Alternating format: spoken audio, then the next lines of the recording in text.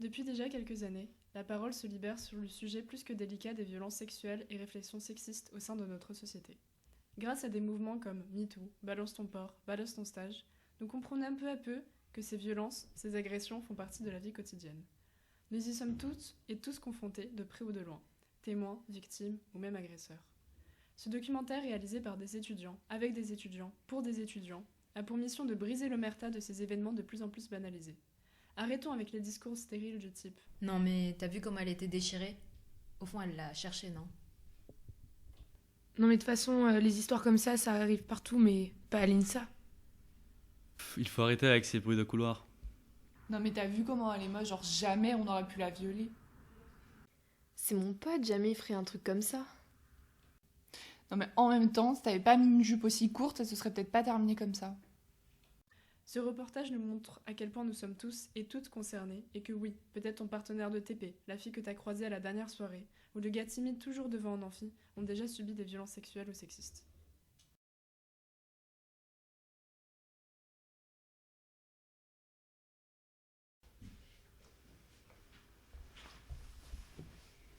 Comme souvent, je pars faire un footing. J'ai même pas fait 300 mètres qu'une voiture se ralentit pour rouler à ma hauteur. À l'intérieur, 4 garçons d'à peu près mon âge me fixent. L'un d'eux ouvre sa fenêtre et me lâche en souriant. Toi, tu vas disparaître un jour si tu cours avec un legging comme ça. Ses potes se marrent, ils referment la vitre et la voiture accélère. Ce n'est pas la première fois que je prends une remarque lors d'un footing, et sans doute pas la dernière malheureusement.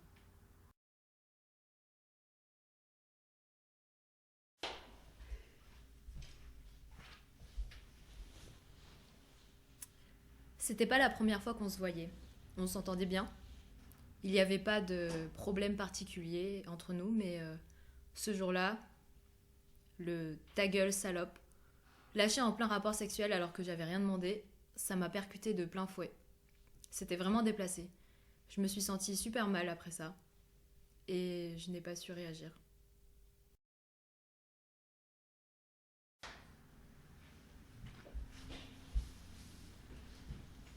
C'était un soir, pendant la semaine d'accueil des CH.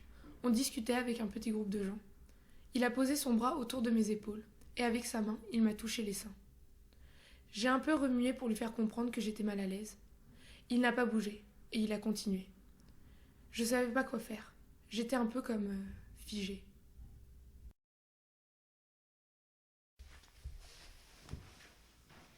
Pendant mon stage d'été 2019, un des chefs de ce chantier avait un chien qu'il emmenait depuis toujours avec lui. Pour rigoler, il lui a mis un badge autour de ce collier le temps de ce chantier. Les premiers jours, je n'avais pas de badge. C'était un peu pénible parce que je ne pouvais jamais aller seul des bureaux jusqu'au chantier. Du coup, quand j'ai vu que le chien en avait un, j'ai dit en plaisantant: J'ai toujours pas de badge alors que même le chien en a un. Et c'est là que l'ouvrier qui m'accompagnait m'a dit: Mais toi, quatre pattes, t'en auras peut-être un.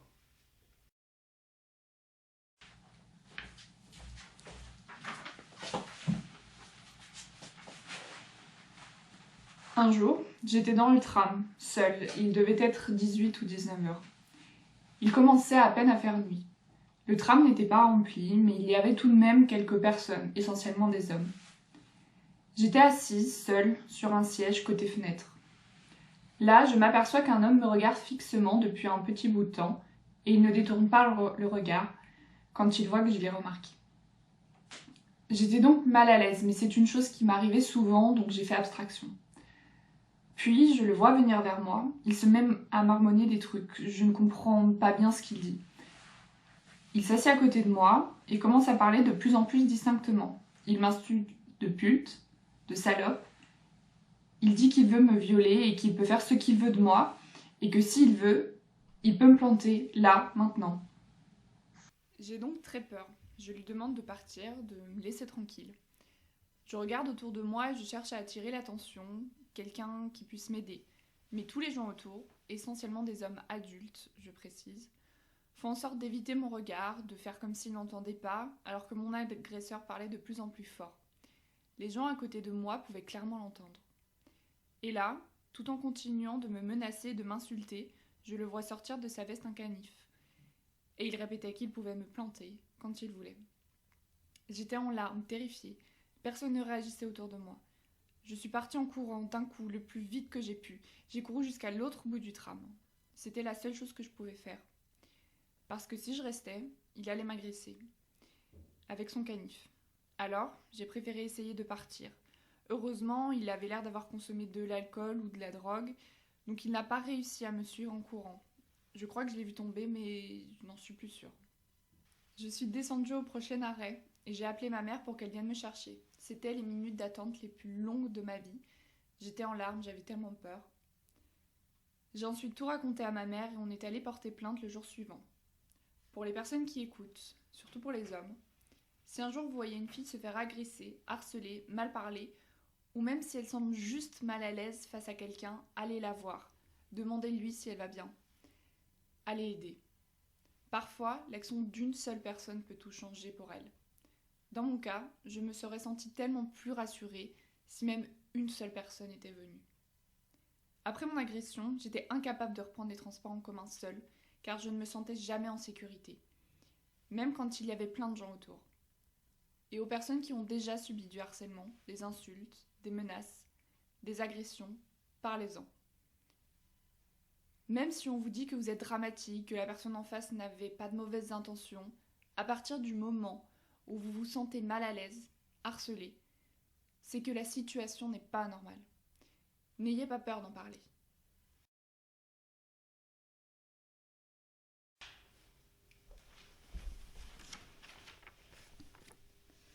Je me suis déjà demandé si j'avais été consentante. C'était après une soirée plutôt bien arrosée, j'imagine, puisqu'à partir d'une certaine heure, je ne me souviens plus de rien, jusqu'au lendemain matin. Au réveil, je me suis retrouvée sans mes vêtements, dans un endroit que je n'avais jamais vu, à côté de quelqu'un qui était à la soirée avec moi. Il faut savoir que ça a vraiment été un choc pour moi, parce que je ne suis vraiment pas du genre à avoir des coups d'un soir.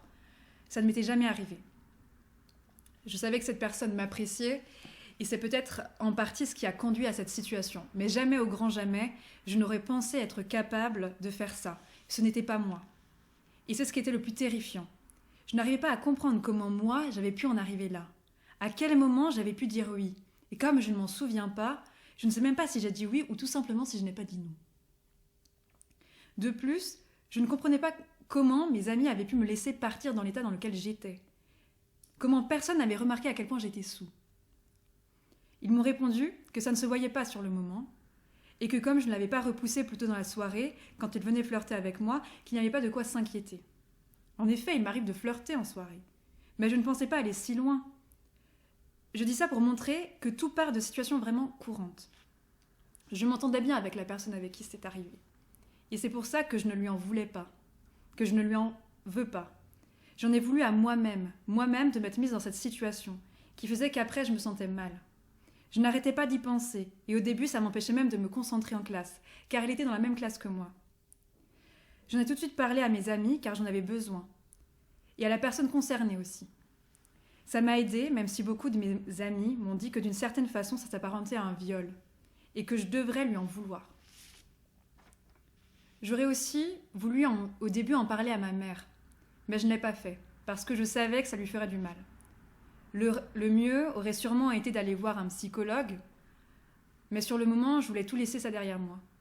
Et ensuite, je ne me sentais pas légitime d'aller en parler, alors que j'avais l'impression que d'un point de vue extérieur, un coup d'un soir, c'est rien, ça arrive à tout le monde, ça arrive tout le temps. Maintenant, un certain temps a passé, donc je n'y pense plus trop, et j'ai pu passer à autre chose. Je ne sais pas trop si ce témoignage vous sera utile, mais si ça peut aider au moins une personne, ça sera déjà ça.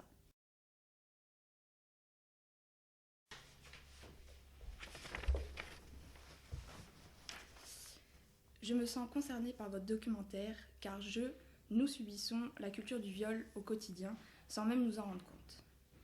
Je me suis rendu compte que j'étais victime de harcèlement sexuel au travail il y a quelques mois. Heurtée à fleur de peau, sans vraiment réaliser ce qui m'arrivait, je me suis mise à prêter attention à toutes les agressions qui m'entouraient et il y en avait beaucoup. Dans la rue, les regards très insistants, les paroles, les sifflements. En société, les blagues salaces, les allusions sexuelles ou bien les critiques auxquelles moi-même je rigolais. Jusqu'au jour où je suis allée acheter une bombe au poivre pour me défendre tellement je me sentais agressée et en insécurité. Ce n'est pas normal d'en arriver à ce point.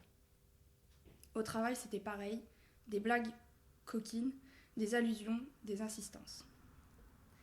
Au début, je prenais cet homme du double de mon âge à la rigolade comme tous mes collègues qui étaient témoins de ces paroles. Je l'ai signalé au bout de 6 mois, car je ne supportais plus de l'avoir à côté de moi. Heureusement, l'entreprise m'a soutenue et des poursuites sont engagées contre lui. Je souhaiterais montrer que ce sujet est de plus en plus pris au sérieux au vu de la réaction de mon entreprise, et pour que ça continue, il faut en parler. Il reste encore trop de réflexes pour les témoins de ces scènes-là. Le réflexe de dire « elle se défend toute seule »,« c'est rien, c'est pour rire », ce n'est pas drôle.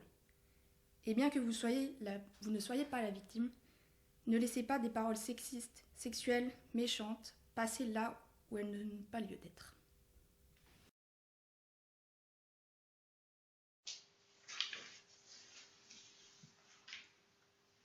J'ai été violée quand j'étais plus jeune. J'avais 13 ans et il en avait 18. Je ne me rendais pas compte de la gravité des faits, c'est pourquoi, pendant des années, j'ai occulté les faits inconsciemment comme pour les oublier. Et je n'ai réalisé ce qui m'était arrivé seulement l'année dernière. C'était très dur de se rendre compte que oui, j'ai été abusée, et aujourd'hui, je porte encore des séquelles corporelles, comme des spasmes. De plus, je ne supporte plus qu'on me touche certaines zones du corps, telles que le ventre. Je témoigne pour aider les plus jeunes victimes d'atteintes sexuelles et qui ne s'en rendent pas compte. À cet âge-là, donc au collège. On se laisse manipuler facilement, surtout si la personne est plus grande et qu'on l'admire. Si certaines jeunes filles peuvent, en écoutant mon témoignage, réaliser certains événements ou prendre conscience qu'il faut rester vigilant et toujours se poser la question sur son consentement, ce que je n'ai pas fait, ce sera déjà une grande victoire pour moi.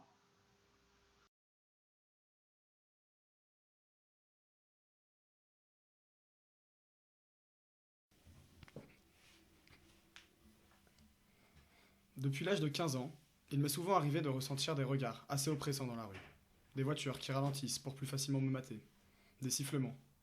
La première fois que ça m'est arrivé, je portais une jupe assez courte, c'est vrai. Mais c'est pas pour autant que je devais accepter ce comportement et que je devais me sentir coupable.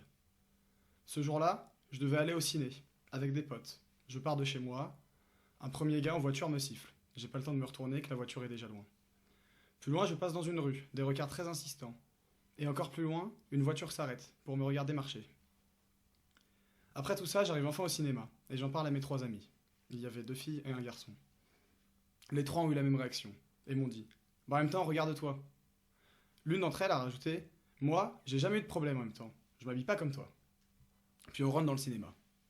J'en ai énormément voulu à ces mecs dans la rue, au gars qui m'a vraiment fait peur quand il s'est arrêté. Mais aujourd'hui, j'en veux encore plus à mes amis, qui m'ont remise en cause, et qui n'ont pas pensé un seul instant que ce n'était pas moi le problème.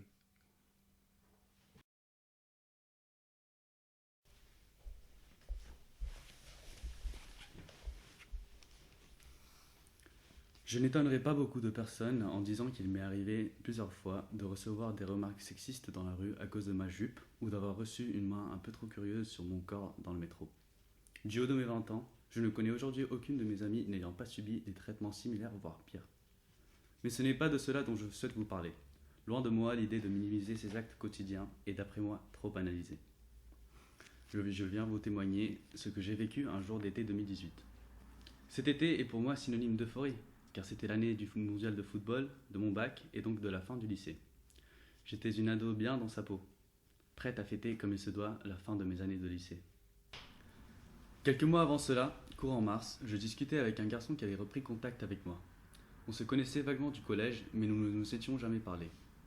Je compris donc que sa démarche de venir me parler sur Facebook après tant d'années et avait pour seul et unique but de me draguer. Je me suis donc laissé entraîner dans ce jeu plutôt agréable. Il était drôle, beau, très sûr de lui et surtout très populaire dans son lycée. Inconsciemment, c'est ce dernier point qui m'a le plus flatté. Le 8 juillet, on décide de se voir pour la première fois, après 5 mois d'échanges intenses sur Facebook et de nombreux appels téléphoniques. J'arrive devant chez lui. J'étais tellement stressé que mon sourire était figé.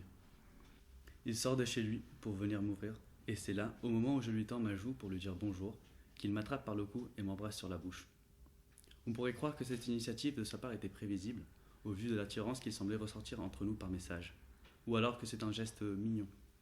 Je n'ai rien ressenti de tout cela. J'ai eu peur, trouvant ça précipité, et surtout je me suis senti forcé de cette relation qui semblait naître de ce baiser. Ces choses, évidemment, je les lui ai dit après ce bisou. Il n'avait pas l'air vexé. On décide après ce démarrage houleux d'entrer chez lui. Il y avait beaucoup de malaise, car ce jour-là, il y avait ses parents à qui il m'a présenté comme sa petite copine, alors que ce n'était pas le cas, et je venais de lui en faire la réflexion. Mais il y avait aussi son grand frère et 6 de ses amis, tous bien plus âgés que nous. Aucun d'entre eux, lors de mon entrée, ne manquant de nous charrier en disant « Champion, mon frère, elle est mignonne, elle, bien foutue, elle ». Il ne connaissait même pas mon prénom, qu'il m'appelait déjà elle, ou s'adressait à moi par ce même pronom. J'étais extrêmement apeuré par ces jeunes adultes trop curieux et méprisants. À la suite de ça, on décide tous les deux de sortir et d'aller à la piscine. Il m'indique la salle de bain pour que j'aille me changer. Je n'eus même pas le temps de pousser le verrou de la pièce qu'il rentra sans demander alors que j'étais nu. Je lui demandais de sortir mais il ne voulait pas, disant que je devais me détendre et qu'il ne faisait rien de grave. J'essayais comme je pouvais d'enfiler mon maillot au plus vite tout en essayant de cacher mon corps. J'avais bien trop peur de lui dire ce que je ressentais à ce moment-là. Que je commençais à avoir peur de lui car je voyais bien qu'il forçait notre relation. Mais ça, évidemment, je ne lui ai jamais dit. J'étais enfermé dans cette maison, pleine de personnes que je ne connaissais pas. C'est à ce moment précis que j'ai lâché prise. À partir de ce moment, tous mes souvenirs sont flous. J'étais sa chose, je ne parlais plus. Il me prit alors par la main et força un second baiser. On sortit pour aller se baigner. J'étais comme endormi dans ses bras, tous les deux dans l'eau. Je ne disais rien, je ne le regardais pas. Son frère et ses amis décidèrent de nous rejoindre. Et alors que nous étions tous collés les uns aux autres et que j'étais encore dans ses bras, il n'hésita pas à me mettre un doigt et à commencer à me masturber. Je lui faisais signe discrètement d'arrêter, mais il ne le fit pas. Je sentais qu'il était satisfait de pouvoir me faire cela sans que les autres le voient, comme si c'était un exploit, ou pour leur prouver indirectement que c'était un mec, un vrai. Ni une, ni deux, je sors de la piscine sans montrer ma colère et m'en vais, me rhabiller, le laissant lui dans l'eau. Je voulais partir d'ici. Je n'avais aucun moyen pour rentrer chez moi, mais j'étais prête à marcher des kilomètres pour rentrer et fuir ce garçon. Mais si cela était arrivé, si j'avais pu partir, je n'aurais certainement pas écrit ce témoignage. Même si ce qu'il venait de faire était grave et allait me marquer, cela a été bien moins violent et douloureux que la suite. Lorsque j'étais en train de me rhabiller dans cette même salle de bain, il entra, encore une fois sans frapper, me prit par la main alors que j'étais torse nu et m'emmena dans sa chambre. J'ai compris à ce moment-là que quoi que je fasse, je ne pourrais pas fuir ce qui allait arriver. Car je savais ce qui allait arriver, et j'imagine que si vous écoutez ça, vous comprenez aussi. J'étais donc dans sa chambre avec lui, me tenant le bras. La suite fut écrite par 6 viols consécutifs dans l'espace d'un après-midi et d'une soirée. Voilà comment je me souviens de ma première fois. Là où beaucoup ont un souvenir agréable et nostalgique, moi j'essaie d'oublier. Il arrive que mon corps me rappelle les douleurs que j'ai pu ressentir. Car au-delà de la violence psychologique de subir ces premiers rapports forcés, j'ai longtemps eu des douleurs physiques après cela. Et elles me reviennent lorsque je repense à ce moment, malgré moi. Je ne le revis plus jamais, mais je vis en sachant qu'il habite le village voisin, qu'il croise peut-être mes parents, ma sœur. C'est certainement la première fois de ma vie que j'ai vraiment ressenti de la haine pour quelqu'un. Aujourd'hui, seuls mes amis proches connaissent ce récit. Je ne le vis plus du tout comme un traumatisme. J'en parle avec beaucoup d'aisance et me demande aujourd'hui pourquoi a-t-il fait ça, avec beaucoup de recul et de bienveillance. Si je ne souhaite pas en parler, c'est pour éviter que l'on m'associe à cet événement que je veux rendre anecdotique, même si je le considère comme très grave. Je ne veux pas avoir d'étiquette comme celle qui s'est fait violer. Je pense que cela signifierait que ce garçon et ce qu'il m'a fait est plus important que ce que je suis. Et je ne souhaite aucunement que ces actes impactent encore ma vie. Il aurait alors tout gagné.